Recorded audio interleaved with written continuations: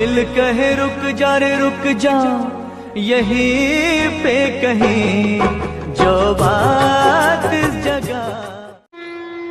हम ता सुमिरन करीले आना खुल के, चरण में गिर के ना। हम ता सुमिरन करीले आना खुल के, चरण में गिर के ना।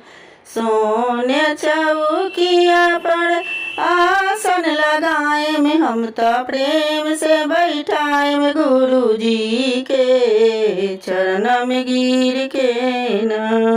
हम ता सुमिरन करीले आना खुल के, चरण में गिर के ना। सोने सुराही में गंगा जल पानी हम तो चरण पखारब आना खुल के, चरण में गिर के ना। हम तो चरण पखारब आना खुल के, चरण में गिर के ना। हम तो सुमिरन करीले आना खुल के, चरण में गिर के ना। सोने के थाली में मेवा मिठाई हम तो भोगवा लगाए में आना खुल के, चरण में गिर के ना। हम तो भोगवा लगाए में आना खुल के, चरण में गिर के ना।